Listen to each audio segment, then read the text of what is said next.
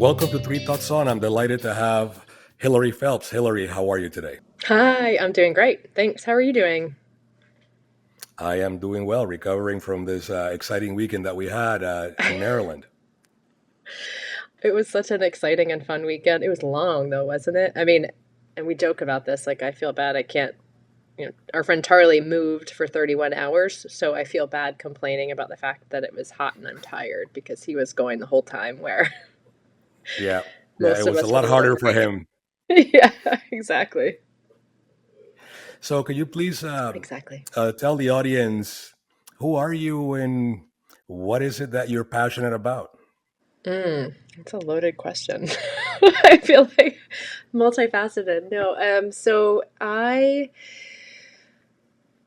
as my job, my day job, I say, is a publicist. And so I love helping companies amplify their message by giving them a microphone to, share what they're doing or exciting things that are happening with the media and therefore other people. I have the luxury of working with really impactful brands that are doing big things or making, positive changes in the world. So I'm really grateful for that. Um, but my passion, 1 year ago, I opened my mouth and started sharing out loud about my recovery story. So this year I celebrated 16 years of continuous sobriety from harmful drugs and alcohol. So, on June 8th of 2007, I checked into a treatment facility because I couldn't stop drinking. I was a wine drinker, I was a blackout drinker, which meant every time I put alcohol in my body, I wouldn't remember what happened. And so, last year I started sharing pretty much I shared a lot of my story, and then that's continued over the last year because after COVID and there were a lot of women. There's a huge increase in female drinkers. There's a 300% increase in females who were drinking that had young children at home during the pandemic. There were 42% increase. A Harvard study found of women after the pandemic became heavy drinkers, which means four or more drinks on any occasion. And the numbers were just skyrocketing. But also what I saw or what I found, I work with Ashley Addiction Treatment in Maryland, which is where we were this weekend, that, they were saying the numbers hadn't changed. There were still 2.5 men, 2 to 2.5 men to every one woman who was seeking treatment for their substance use disorder or addiction. And that was mind blowing to me, because at 15 years at that point, I felt that there was still a little bit of shame. That's why I didn't share, because I was worried about what people would think of me. But what I realized was that there are women out there that have 1 week, 1 day, 1 month, 1 year. And if I was still feeling shame, I could put myself in their shoes because I remembered what it felt like for me at 1 year, 1 month, 1 day, and 1 year. And so I wanted to be I didn't want women to go through what I did 15 years ago, 16 years ago, when I didn't feel like a lot of women were talking about um, struggling with substance use. Because I think what we see a lot in the media is that portrayal of the old white man drinking under a bridge with a brown paper bag. They're really sensational stories, like our friend Charlie Angle. His story is, just over like I literally, every time I see him, like, Charlie, and I know you're going to have him on the podcast, like, Charlie, how are you alive right now?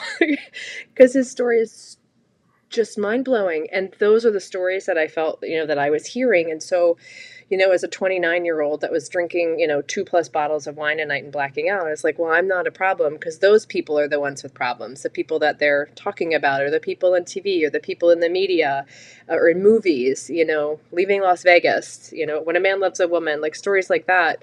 Um, so I didn't see myself in those characters. I didn't see myself in those people. And so I stayed out drinking. And so what I wanted to do was to show people that, drinking wine and blacking out does qualify. For me, it was a qualification for identifying as a person with substance use disorder or addiction. Um, and that was okay. Like, you didn't have to get to the point of being homeless or getting multiple DUIs or, losing your friends and family because you just, had stolen all their money for drugs and alcohol. I mean, there are so many paths that, we take in this disease. And I also wanted to tell people that it's not a decision, it's a disease. Like, I did not, did not choose in the sandbox at 3 years old that this was a path I wanted to take and lead, into addiction and struggle with substance use. So a very long answer to say that is primarily what I'm passionate about, and just helping women, like helping women heal, because I think in general, we're all healing from something. We use external stimulus or external things like drinking or sex or gambling or shopping or food to fix something that's going on inside of us. We want to look for that to numb out or to ignore those feelings. And so I wanted to be able to give back like other women had given, helped me. And I wanted to be able to pay it forward and help other women who are experiencing that same feeling, and just to let them know that there's hope on the other side, and that there's a solution. That's wonderful. Thank you for sharing. There's a lot there. I'm gonna try to unpack that and That and was a lot. no, that's great. No, thank you so much. Yeah. So one of the things that you said uh, something there about being a disease, and I Mm, think that a lot of people still to this day don't see it as such, which is a little bit unfortunate given all the science that we have available mm, today. mhm, Um, and somebody once said that, told me once that anything that you can't willingly give up is an addiction, right?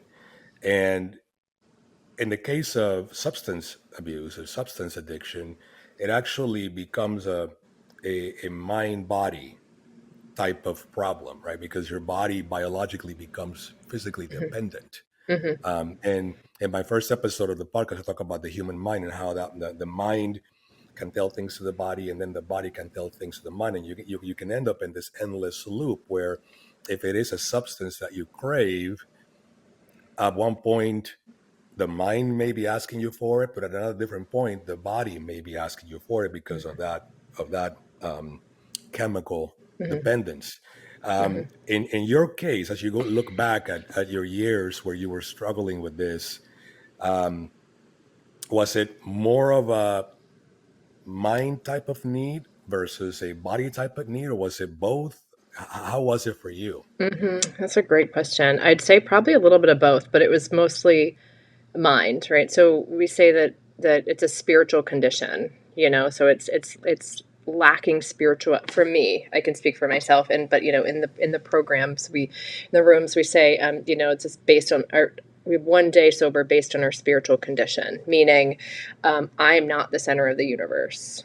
There's something greater than me, whether we choose to call it God, universe, spirit, higher power, a doorknob. Like there's something, that's I'm not it. Um, and I think, I mean, if I had to say one over the other, I'd say it was probably 55-45, right? Like physical condition 45, 55 was the spiritual condition, meaning mindful. And I had to learn to break that loop. I've also heard someone explain it in a really powerful way, that it's the dopamine, that I say normal people, right? Social drinkers, social drinkers might come home and they can say, I'll use an example. So my best friend on her 30th birthday, I was sober at the time. We were having a party for her, and I was like, I'll drive. I'm sober. You have fun. Like, you just do you. I will drive. At the end of the night, she's like, well, I'll just drive us home. I'm like, but it's your birthday. And she's like, I had half a glass of champagne and I just really didn't want the rest. What? Who does, like, what? It's your birthday. It's your 30th birthday, nonetheless.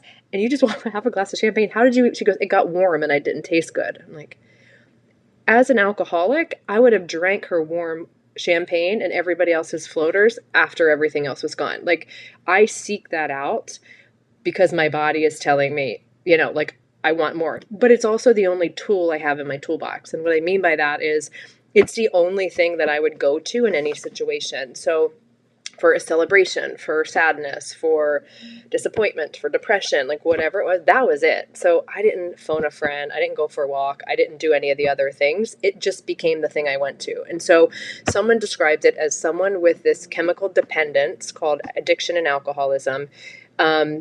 Their dopamine receptors take on that alcohol at a much higher rate. Meaning, my friend that I just described, she may have a glass of champagne and it might bump her to a 10. maybe, but me as an addict, I have that glass of champagne and it is 100 times greater than what she's experiencing. So I want more. Like, I always want more. I don't want to be baseline, right? Like, I want to be out of this world or numb. And so I will constantly chase that, So I think it was it's definitely a physical craving and then also the emotional craving. But when I stopped and I put down the alcohol, and went to treatment and got sober, at that point it became 100% mental and emotional.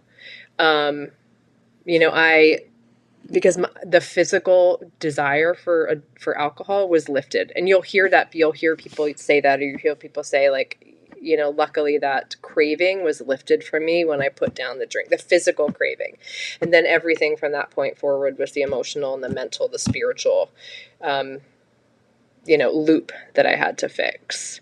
But it's definitely a mind and body addiction, which makes it really hard. And I think the further down the further down the ladder we go, meaning the more time we spend in active use, it makes it harder because we stop seeking other things that make us happy, like relationships or food or sex or a shower. Like the things that I say, people who aren't struggling with this disease do on a normal basis.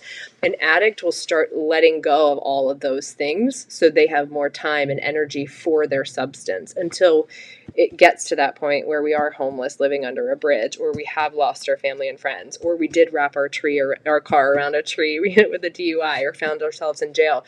Like, it doesn't get better for an addict or an alcoholic or someone with substance use disorder. It continues to get worse. There's at no point when it'll just turn around and I'll wake up one day, I say, like, be able to drink like a lady. Like, I'll never be able, like, that was always the desire, right? To be able to have like one glass of wine and be social, but that's not who I am at my physical core. Like, that's not my genetic makeup. My genetic makeup is as much as possible, as soon as possible, as long as possible, until I just don't remember anymore.